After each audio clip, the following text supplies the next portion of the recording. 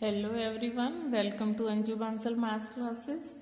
Today we are doing fourth sum of exercise 11.1. Fourth के first part में आपको 75 degree का एंगल बनाना है और उसके कुछ स्टेप्स भी लिखने हैं। 75 का एंगल किस किस के बीच पे बनेगा? सबसे पहले तो आप 15 का टेबल आपको आना चाहिए। 15 4 जा 60, 15 5 जा 75 एंड 15 6 जा 90। तो 90 और 60 के बीच में कितने का डिफरेंस है? 30 का। 30 का हाफ करोगे तो कितना हुआ? 75। दोनों के बीच में बना दोगे आप 60। वेरी इजी है 60। सबसे पहले आप एक सेमी सर्कल ड्रॉ करोगे taking A as centre, taking P as centre. सबसे पहले हम 90 का एंगल ड्रॉ कर लेते हैं। यहाँ पे 90 का एंगल आपको फर्स्ट सम में ही करवा दिया था, तो उसी तरह से सेम 90 की अब हम लाइन डॉटेड ड्रॉ करेंगे। Taking A as centre and with any radius draw an arc intersecting A B at P. Draw an semi circle, draw a semi circle. ये हम सेमी सर्कल ड्रॉ कर रहे हैं। अब मैं डायरेक्ट यहाँ पे लिख रही हूँ construct angle Q A B is equal to 90 degree. This point is E point, this is C point, this is D point. बिल्कुल वैसे ही same.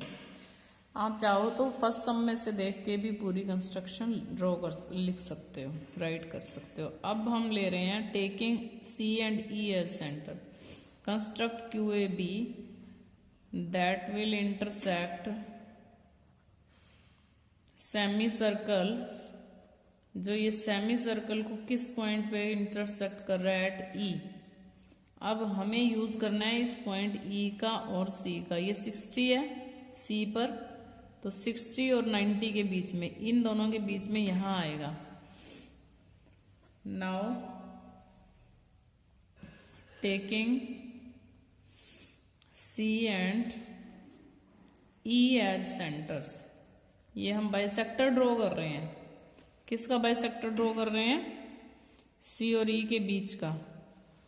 Taking C and E as centre, draw two arcs, draw two arcs intersecting at अब देखते हैं कहाँ पे intersect कर रही हैं। ये देखो कैसे लेनी है। ये सी पे रख दिया आपने और अब ये ई पे, ये जिस भी पॉइंट पे इंटरसेक्ट कर रही हैं उसको हम नेम दे देते हैं A P Q. Let this is R point intersecting at are.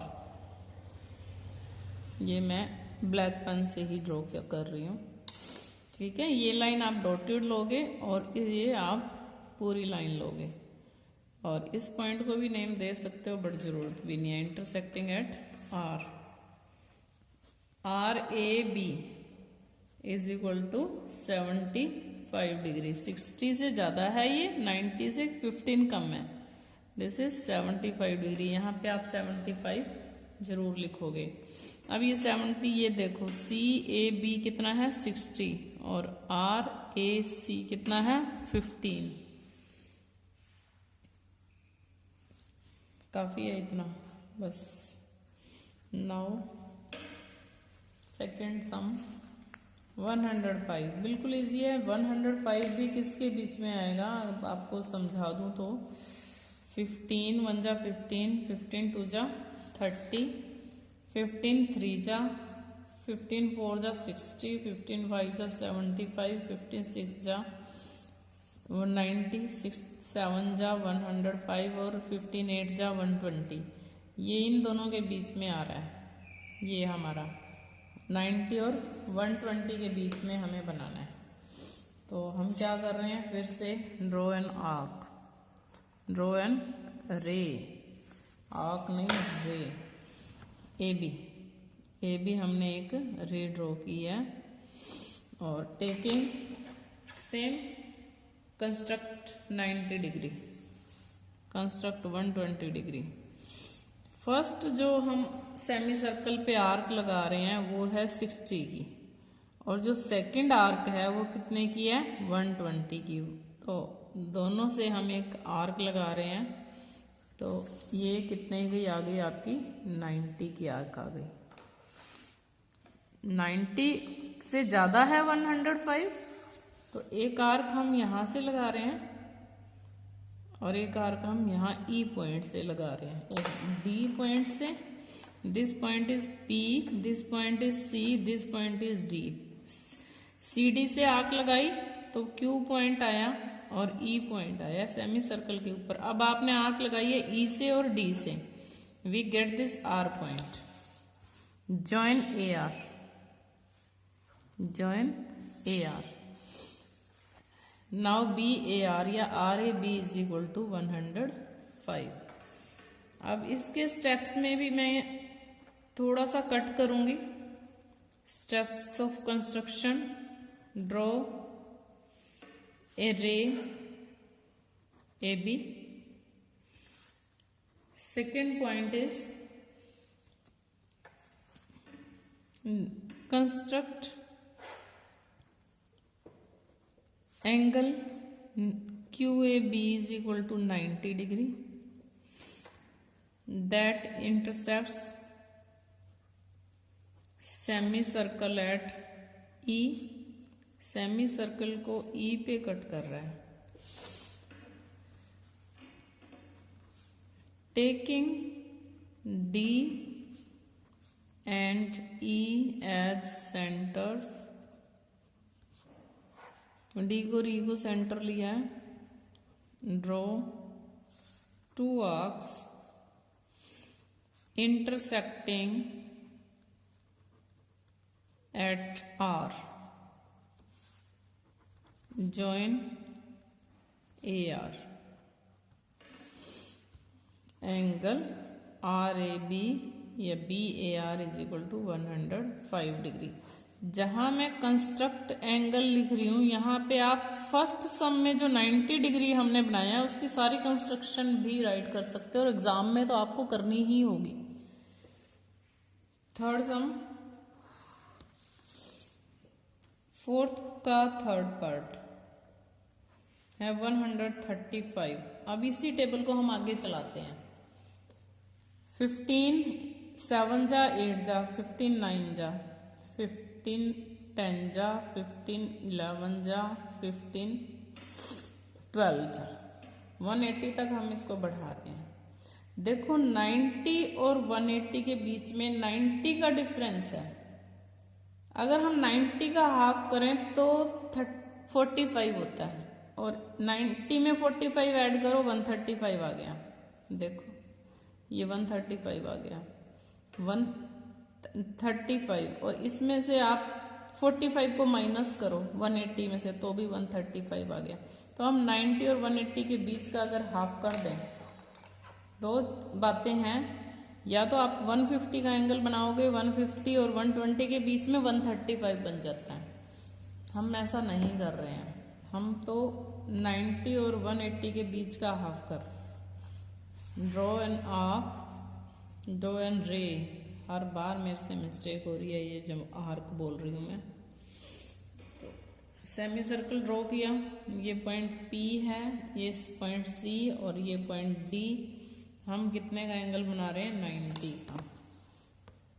सबसे पहले हमने 90 का एंगल बना लिया। अब 180 का एंगल बनाने के लिए आपको क्या करना है, इस आर्क को CD वाली को ही आगे प्रोड्यूस करना है। सेमी सर्कल को भी हम आगे प्रोड्यूस करते हैं, और ये 180 की लाइन है, इसको प्रोड्यूस करने की जरूरत भी नहीं है। अब 90 और 180 के बीच में 90 का डिफरेंस है, और इसके हाफ से ज्यादा खोल के एक यहां से आर्क लगानी है E से। Late this is point P, this is point C, this is point D, this is point E, this is point F। तो एक D से और एक F से लगा रहे हैं, and this is point Q, this point is R, this point is R, join AR।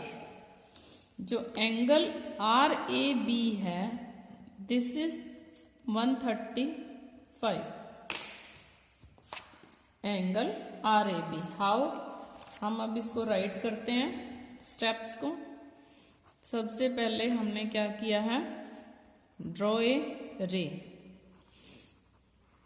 Draw a ray A B, then construct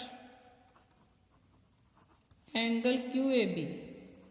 angle Q A B is equal to 90 degree that intersects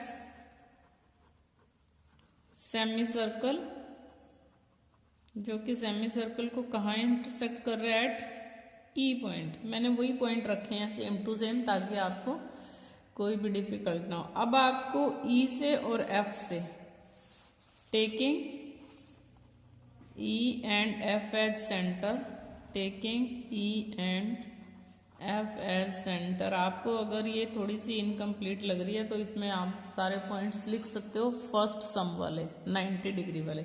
और यहाँ पे तो एक point और भी फालतू बन रहा है एफ वाला। Draw two arcs, draw two arcs intersecting at R. Fourth, join A R. Angle R A B is equal to 135। और ये 135 कैसे है मैंने आपको समझा दिया। ये पूरा डिफरेंस 90 का है, 90 का हाफ करेंगे तो 45, 90 प्लस 45 ये 135 हो गया। 180 माइनस 35 तो भी 135 हो गया। वन सम आपका लेफ्ट है और वो है class 9th। Construct an equilateral triangle given it's side, justify the construction. Yes, fifth सम, आपको एक इक्विलेटरल ट्रायंगल बनानी है। Equilateral triangle means all sides equal. हम कितनी साइड ले रहे हैं, draw a ray A x. A x एक रे ले लेते हैं,